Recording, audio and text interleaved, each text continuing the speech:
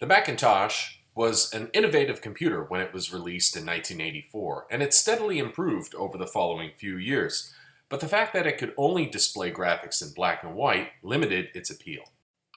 Apple addressed this in 1987 with the introduction of the Macintosh 2, the first color-capable Mac.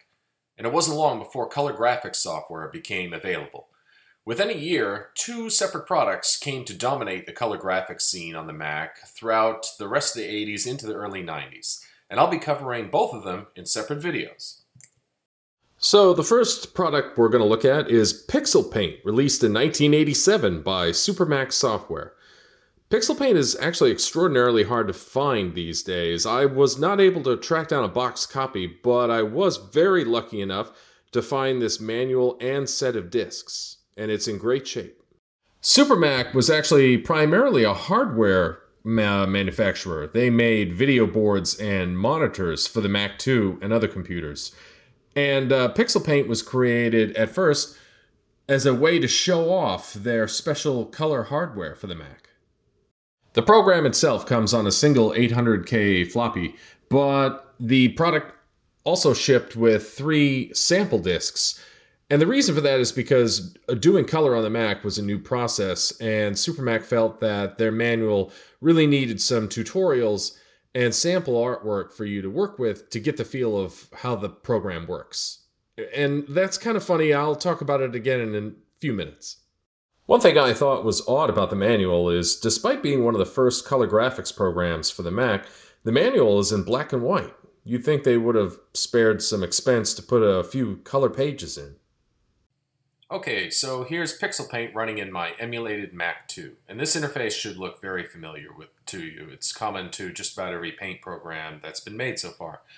All of these tools work exactly how you'd expect, but there are a couple of additional ones. For instance, there's a color picker. Now, if I click and hold on one of these color blocks, you can see I can select a new color. The one in the front is the foreground color, and the one in the back is the background color, or sometimes called the blend color, and you'll see in a moment why that is. And then underneath that is a pattern picker that lets me pick any of these patterns. The other thing you might notice is there's a box up here that lets me switch between normal tools and special effects. And you don't notice at first what's happening, but if you look up here in the menu bar, you'll see that switching between normal tools and special effects adds a new menu. And it creates alternate versions of these tools that do special things. Let me show you an example of what I'm talking about.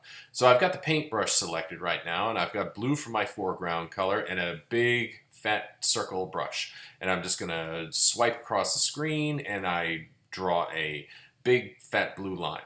Now I'm gonna switch to special effects, and under the brush menu, I'm gonna click cycle. And you'll notice when I draw again, now my brush cycles from the foreground color to the blend color and everything in between. And there are literally hundreds of ways you can combine these special effects and other options to create all kinds of different paintings. I haven't even barely touched the surface. So here's another one. I'm going to select a filled circle, and then I'm going to go up to my options, go to fill effects, and switch from top to bottom to sunburst. And then now when I draw my circle, give it a second, I get a sunburst effect. PixelPaint can even cycle through the colors in real time just for fun. I call this acid trip mode. One of the weird things about the manual is that it spends a lot of time teaching you how to add color to existing black and white artwork. And when you think about it, that actually kind of makes sense. Keep in mind that this was 1987.